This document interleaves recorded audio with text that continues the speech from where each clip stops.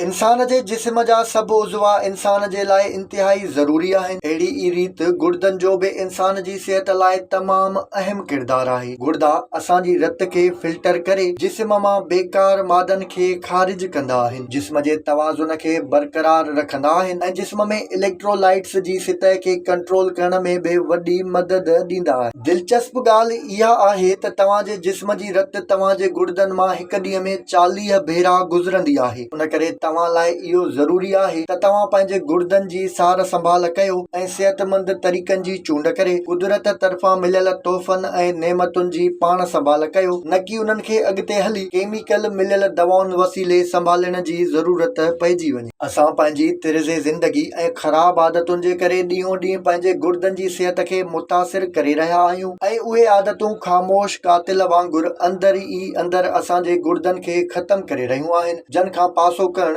ज़रूरी आहे। इहो त तव्हां आम तौर ते ॾिठो हूंदो त पेट, मथे या जिस्म जे कंहिं बि हिसे में सूर हुजे त पेन किलर दवाउनि जो इस्तेमालु कयो वेंदो आहे, जेको मल कंहिं बि हवाले सां सुठो नाहे, छो त उहे पेन किलर दवाऊं गुर्दनि खे नुक़सान ॾींदियूं आहिनि। लूण जो इस्तेमालु जिते ब्लड प्रेशर जे मरीज़नि लाइ नुक़सानकार हुजे थो, उते ई गुर्दनि जी सिहत लाइ बि ख़तरनाक हूंदो आहे। माहिरनि जो चवणु आहे त उहे खाधा जिन में लूण या सोडियम घणो हुजे उहे न रुगो ब्लड प्रेशर वधाईंदा आहिनि पर तव्हांजे गुर्दनि खे बि मुतासिर कनि था। उन जे बदिरां तव्हांखे ॿियूं जड़ियूं बूटियूं खाधनि में विझी उन्हनि खे ज़ाइकेदार बणाइणु घुर्जे। इंसान जे जिस्म जो 70% हिसो पाणीअ ते मुश्तमिल आहे। उन करे माहिर अक्सर करे घणे खां घणो पाणी पीअण जो चवंदा रहंदा आहिनि, छो त गुर्दनि जो कमु जिस्म जी रत खे फिल्टर करणु आहे। उन लाइ गुर्दनि खे पाणीअ जी ज़रूरत पवंदी आहे। न रुगो एतिरो पर पाणीअ जो घणो इस्तेमालु गुर्दे जी पथरीअ खां बि महफ़ूज़ रखंदो आहे। गुर्दनि जी बीमारियुनि खां बचण जे लाइ रोज़